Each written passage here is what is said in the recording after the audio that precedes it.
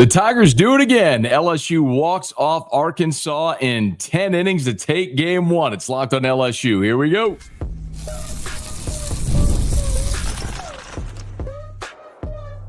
You are Locked on LSU, your daily podcast on the LSU Tigers. Part of the Locked on Podcast Network, your team every day. Okay, let's get it. It is Locked on LSU, your team every day. I'm your host, Matt Moscona.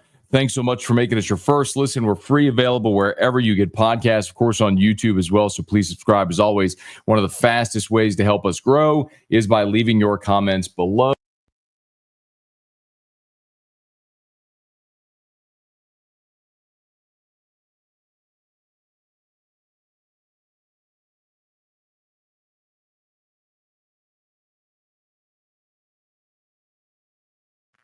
Mike should be good now. Okay, my apologies. Little glitch. My apologies. Just as we start. So LSU beats Arkansas 5-4 in 10 innings. Ethan Fry, the game-winning sac fly after LSU finally broke through against Geckel.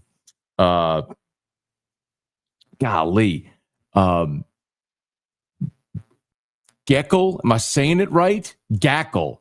Geckel was incredible. 3 1/3, 5 strikeouts. He was really good, but the Tigers finally break through there in the 10th inning to win game one. Hey, if you're new to the format, quick reminder of how it's going to go. I'll give you my thoughts for about 10 minutes, grab a quick break, and then we'll get to your questions, comments, all that good stuff. So please keep them coming. Drop your comments in. So many things we got to talk about here. And honestly, this game started while I was in Dallas. So I was in Chicago for the Barrett Sports Media Summit, flew from Chicago to Dallas, had a layover. I'm only home now in Baton Rouge because the game was delayed 3.5 hours. So it started at 9:55, just as I was boarding a flight from Dallas to New Orleans, watching it on my phone the whole way. Shout out to the YouTube streamer who, well, I just call it what it is. We all know who he is. I was able to watch it on the flight, on my phone, switched to the ESPN app once I got into New Orleans. Baggage claim, had it sitting on the dash of my car, driving home, walking the door as Jared Jones gets the single there in the 10th inning. Wild pitch, Jones gets to second. Dickinson hit the ground ball to the right side, gets Jones to third, and of course, there goes Ethan Fry with the sac fly. Bang bang play at home, but it was enough. It was enough, and LSU gets the win 5-4. So this is massive in so many ways, y'all. And we it's odd because we're going to start with how it ended with the walk-off, which was incredible, but we can't lose sight of the fact that the bigger story, bigger than this game, is Cade Anderson. Because if there is something wrong with Cade Anderson, then this game doesn't matter because LSU is going nowhere without Cade Anderson. So, I say that, you all understand it, you know it, we all know it. He's the ace of your staff. He's a top 15 pick in this summer's draft. And Cade Anderson left in the top of the sixth with 2 outs. He gave up the leadoff homer, then went back-to-back strikeouts. And on that last one, felt something. You could see him kind of flexing his wrist, his forearm, something like that. And left the game. So I'm not listening to post-game live. So whatever Jay Johnson is going to say, provided he does a post-game show, I'm sure he'll have some comment about Anderson. Jay's never really forthcoming with injuries, but that's one that we're all going to have to watch and wait and see what plays out there. Thank you so much for hanging out with us, y'all. 447 of you live right now at 1:26 a.m. on a Saturday morning after game was delayed 3.5 hours. I say it all the time, man. This is what makes LSU baseball just different. The fact that it's 1:30 in the morning, we're hanging out here. So thank y'all so much for that. Okay, couple of things as I run through the game. Cade Anderson, we did talk about it leading into this game. Was Anderson pitching on short rest going to be a factor? And I don't know that it was, because his velo was good, his command was really good. Those are the two things you look at. Anderson in 5 2/3, walked just 1. He struck out 10. He did allow 7 hits, but Arkansas is the best offense in the SEC. But I thought Anderson was really good. I don't know that he was affected by the short rest. I just think it started with a 24-pitch first inning. and he was able to work out of the jam in the first. It gave up a leadoff double, and then they had the little tapper that was ruled a single, and then immediately challenged, and they ruled Jones got his toe on the bag, if you remember, so he was out. Then a walk. That was the only walk. So you had 2 on in that situation, first and third, and then from that point he got the strikeout with 2 outs. So he worked around it. After the second inning, he was at 43 pitches. A quick third in large part thanks to a great defensive play by Dickinson and a ground ball double play. Gave up the solo homer in the fourth. In the fifth, they went double, single, turned the lineup over, gave up the sac fly, but then went strikeout, ground out. I mean, Anderson was so good. Every time, and they had the leadoff man on in the first, the 5th, 6th, 7th, 8th, and 9th. I mean, it was incredible. They were relentless in putting pressure, and time and again, Anderson, then Shores, then Cowan continued to work their way through it. So a really remarkable job by this LSU pitching staff. It wasn't the best outing ever, but against that offense, Arkansas out-hit you 11-9. I mean, they put up 11 hits, but the things that have been the Achilles heel for this team all year have been the walks, the hit by pitch, the free passes. And in this ball game, your pitchers walked 3 guys. I mean, Cowan walked 2, walked the first guy he faced, but got the ground ball double play. I just thought the pitching was awesome in this ball game. And Chase Shores looks like he's carved out a role. He went an inning and a third. He did allow a run. The wild pitch was the bugaboo because, but for the wild pitch, it got the runner to third. You probably get out of that. Can't say definitively, but he probably does get out of it without allowing the wild pitch there. But Shores looks like he's carved himself a little role, and I like how Jay did it right there because when LSU was down is when they went to Shores. When they tied it, they went to Cowan. Speaking of which, Derek Curiel, what a big spot he came up in the bottom of the 7th. Desperate for a hit, went the other way with it, 2 RBI single to tie the ball game at 4, and then of course the last run to come across would be the run in the 10th to win it. Solo homer by Ethan Fry, who had a really good night. I mean, Ethan Fry doubled, homered, and had the sac fly to win it. So a great night for Ethan Fry at the plate. And the first run came on Jared Jones's bloop. I guess that's the other thing too. I was prepared to talk about how this game was going to go when it looked like LSU might come up short before the rally. Was kind of thinking back to the second inning where LSU had a great opportunity and had a runner thrown out at the plate where you had the leadoff double, sac bunt, then Fry has the leadoff double. You sacrifice him over. You have a hit by pitch, so it's first and second. It's first and third with 1 out, and you try the safety squeeze, and Fry was out the plate.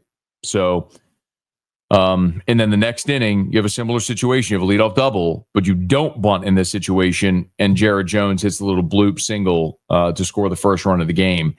The baseball gods smile on you when you don't play small ball. So get out there and swing the bat, and maybe good things can happen. So all in all, a great win for LSU as we're sort of counting down the number of wins to get a national seed, right? And this is a massive one because you beat Root, who's their ace. Zach Root from East Carolina, who's a guy LSU recruited heavily in the transfer portal. He picked Arkansas, but you beat Root in a game where Anderson left, with what we hope is not a serious injury, where you had a rally from 2 runs down and you got the win. Now you go to Ianson in game 2, who's been otherworldly, and provided you don't have to use Cowan, provided you don't have to use Evans, you'll have Evans for game 3. So really the advantage tilts, and hopefully the weather holds on Saturday as well, so we can have a full throat crowd. It's just such a bummer, man. Tennessee Friday night, Arkansas Friday night, the biggest series of the year. We've had these awful delays, and as a result, the crowds have just been sparse. It's just, and when you think about how this would have played out, like the Jones homer, if it was 12,000 people there, the walk-off tonight, if there were 12,000 people, you don't get those opportunities all the time. The weather hasn't cooperated, but to the few thousand, however, 2,000-3,000, however many it was, it stayed and made noise and made it a home field advantage for LSU. That was awesome to see, man. My hat's off to all of you.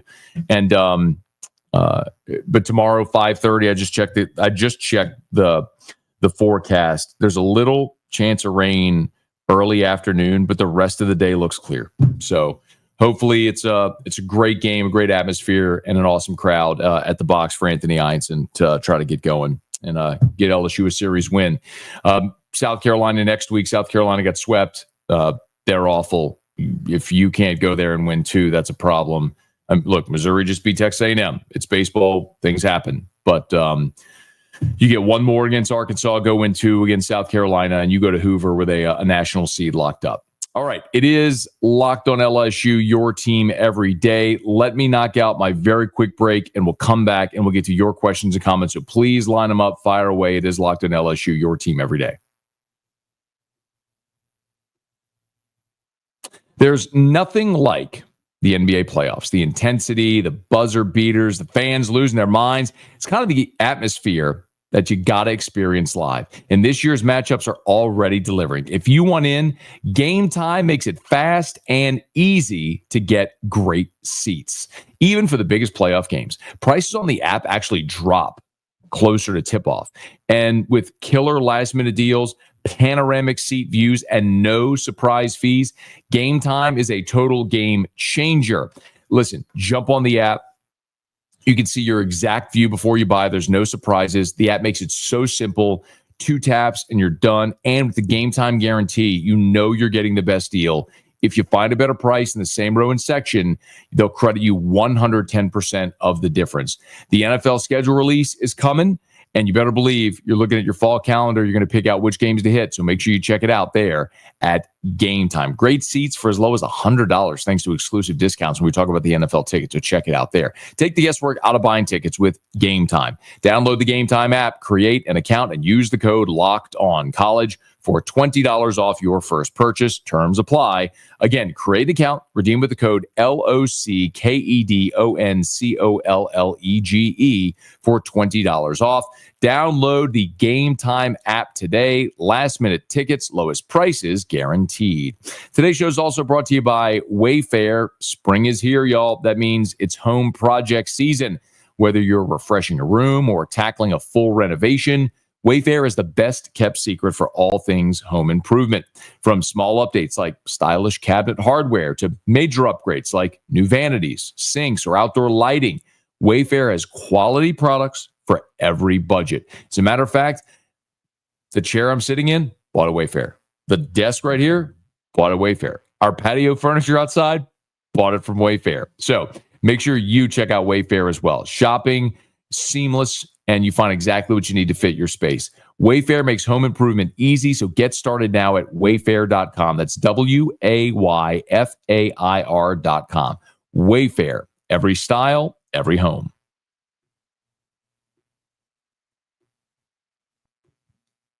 Okay, y'all, LSU walks off Arkansas on the 10th to win game 1, 5-4. Appreciate everybody for hanging out with us on this early Saturday morning. Look at that, Brad Johnson out in Cali, but the crowd sounded lit. Monty Williams, Ethan Fry, what a day for Ethan Fry. Anthony, Scott, Club, good to see everybody here, man. Thanks for hanging out with us here. Irfan Sayad, Brant said, I got to get up in 4 hours for my daughter's volleyball tournament. I'll live. Let's go. You know what they say? Sleep when you die. Let's go, man. Anthony, have you heard anything about Cade putting Jake Brown seemed to spark something? Nothing on Cade Anderson yet, unless if somebody has commented about maybe something Jay said in the post game. I didn't have an opportunity to listen because we jumped live right here. When Jake Brown pinch hit, it was right when Jimenez went into the game. So it was the bottom of the 7th. LSU had just gone down 4-2 after the RBI ground out. It was the play that the ball that went to Braswell that he looked like he was going to go home, but it took the out at first. So you're down 4-2. You go to the bottom of the 7th. You get a strike. Jimenez got a strikeout to lead it off, but then Brown pinch hit for Braswell, And they shifted against him with 2 strikes, and he went the other way with it. And Aloy couldn't handle it, and Brown got on, and then came the walk, and ultimately set up Derek Curiel for the heroics. So, y'all know how I feel about Jake Brown. We don't need to go down the road again. I think he should be in the lineup every day. He should be in Sharpie in the lineup every single day in right field. But he came through when they needed him. Jack, Uncle Scone, I'm proud of you for still being awake. Look, man, I'm not gonna lie. I'm not sitting there trying to complain or whatever. It's been a long week when you're traveling and multiple flights and layovers and all that sort of stuff. But I'm wired right now after that win, so it was awesome to see. Tremaine, Cade gets very little run support in his starts, but you got to keep in mind, man. When Cade Anderson's pitching, he's pitching against the other team's ace. So generally speaking, on Fridays, you're going to have matchups like that where you're facing another team's ace. Think about put yourself in the mindset of the other fan base. Watching the best offense in the SEC scrap to get 4 runs in 10 innings to consistently get guys on and not get them home. So that's a two-way street, man. It's just you got to go. I've given this example plenty, but think about the Skeens Louder game. I mean, that game was scoreless going into extra innings. You had 2 awesome pitchers that didn't budge. Okay, let's see. Jay Johnson, Cade Anderson's fine. Quote, I made the decision. It was the right thing to do. Okay. That's fantastic news. We'll see what comes of it, but if that's all, and I'll tell you, I was not at the game, obviously, but as I was watching, one of the things that Lynn and Ben commented was shortly after Cade Anderson went into the clubhouse, he came back. And like, if there was something really, really wrong, there would have been something, like some kind of indicator. He came back. He when they showed him, he did not have his arm iced, but he did have a Band-Aid on his arm. I think he got an IV. It was right. It was right on the spot in your arm where you have the vein where you typically would get an IV, and he had a Band-Aid in that spot. So that's my guess. That's totally clearly. Listen, that is totally speculative on my part, but I think that's what happened. I think he went in the locker room, got an IV, and then in the clubhouse got the IV, and then came back out. So, let's see. Did Cowan get the win or the save? Cowan gets the win because they were not leading whenever he came in, so he gets the win. Let's see. Please smash that like button if you would. Subscribe to the channel.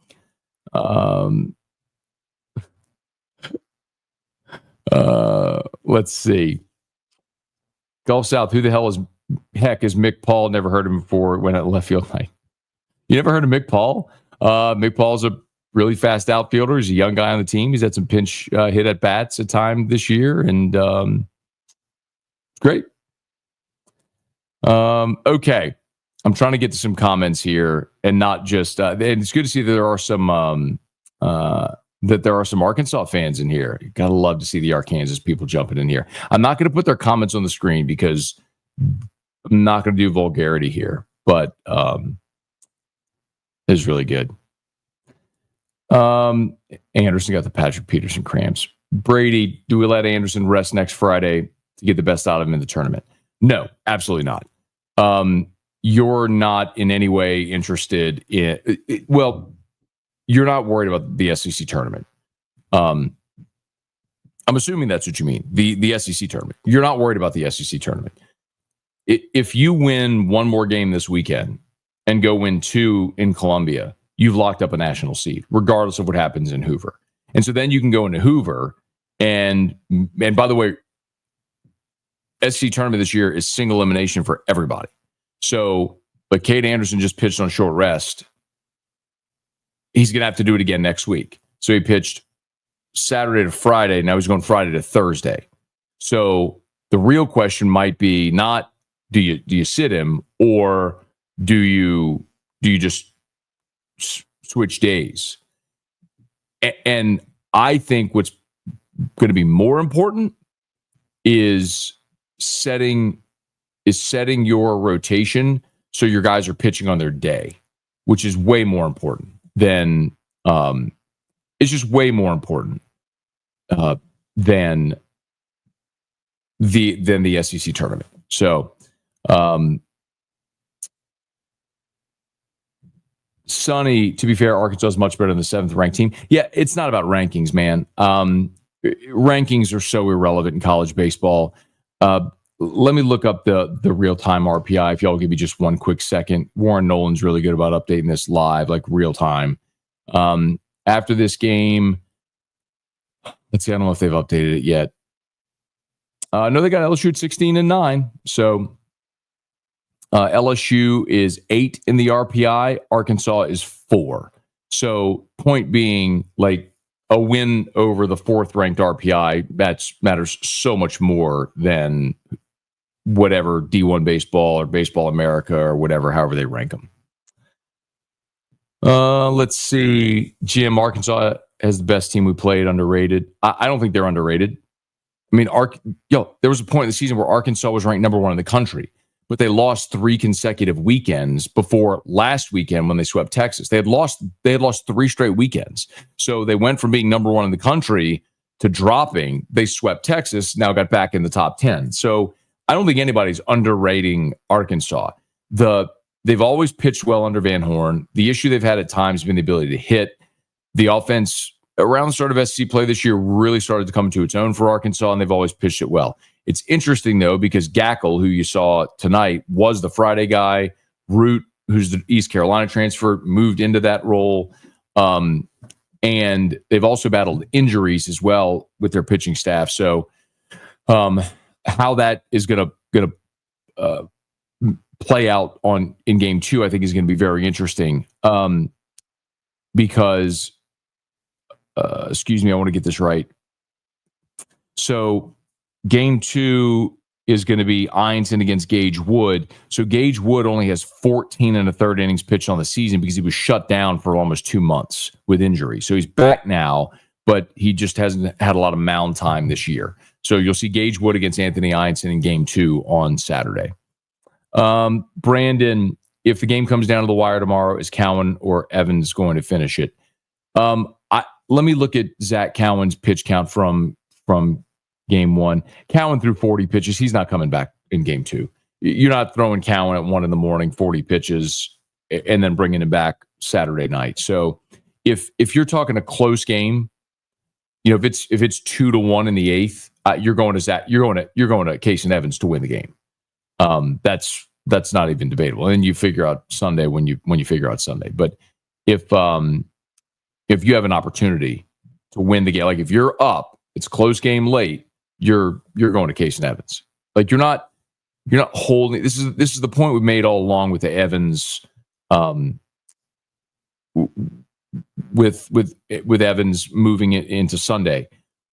If you can get through the first 2 games without using Case and Evans, awesome. Start them on Sunday. But if you have a chance to win the game and you need Case and Evans, you put Case and Evans out there. So if Anthony Ianson gives you 7 innings tomorrow and you're up 3-2, you're going to Case and Evans to get the last 6 out to go win the game and win the weekend. It seems pretty obvious. And then you'll figure out Sunday as you do. Okay. Noah Larson for Stanfield. I can't get down with that at all. Chris Stanfield's been an amazing center fielder for you. And Stanfield in conference play.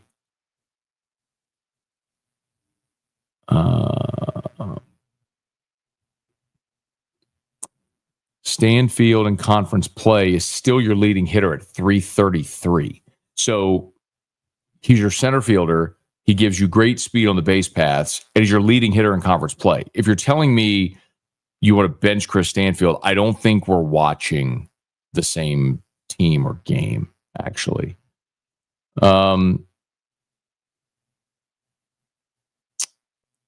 Let's see. Brad, if Anderson's hurt for the season, who would go to for ace to finish the season? Yeah, you don't just create an ace. I mean, Ianson's been awesome, and he would step into that role. But the good news, Brad, is I don't think that hypothetical is going to matter based on what Jay Johnson said. It sounded like Cade Anderson is fine, and they were being super cautious, and that's the right thing to do. So ice it, get ready for next week, and that'd be awesome.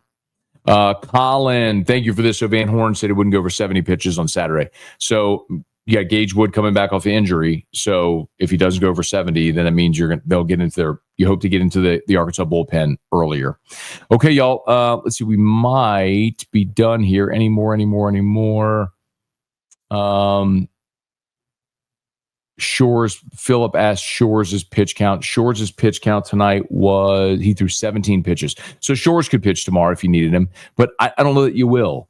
You'll have Ianson, you'll have Evans available if you need him, but you'll also have Schmidt and Ware and Williams and Rizzi and Benj and everybody. If you need DJ Primo, if you want to go matchups like Jay did last weekend, you're going with the lefty-lefty matchups. So anyway.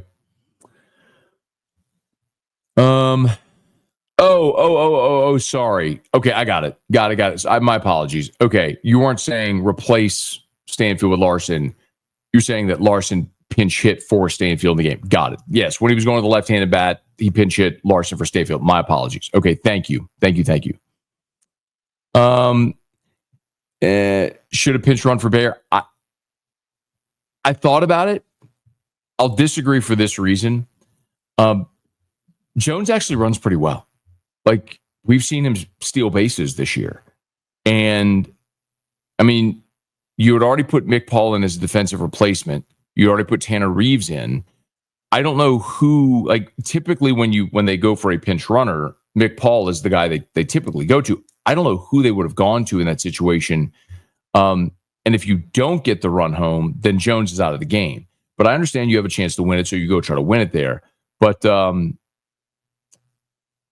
yeah, I'm okay. I was okay leaving him in there. Okay. Jim, yep. LSU turned double plays night, turned 2 double plays night, which was huge. Sonny, stop bunting and good night. I'm with you. Would love to see Schmidt get a start in Hoover. Remember this, SEC tournament this year is single elimination all the way through. So if LSU's the top 4, you get the double bye, which means you wouldn't play until Thursday. But it's single elimination. It used to be that the first day was single elimination to play into the double elimination portion, and then back when you get to the weekend, it went back to single elimination. Now it's single elimination the whole way through. So you may only play one game in Hoover. Like, you could go play on Thursday, lose, and you're done. So I think the emphasis can't be on Hoover. The emphasis is get another win this weekend at home against Arkansas, go to Columbia next weekend, win 2 games, and then whatever happens in Hoover is like, all right, whatever, because you got a national seed locked up. Okay, y'all. So game 2, 5:30 out at the box on Saturday. It'll be Ianson against Gage Wood. Again, Wood is a guy who's coming back off of injury, so he's only thrown 14 1/3 innings pitched this year. He missed basically 2 months of the season. So Ianson has been awesome, reigning SEC pitcher of the week. And, because you played a doubleheader last week on Saturday, Ianson, while Anderson was on short rest, Ianson is on his regular rest, which is awesome. So see how the Tigers could do. See if they go win themselves a series, then get into Sunday and maybe try to go for a sweep.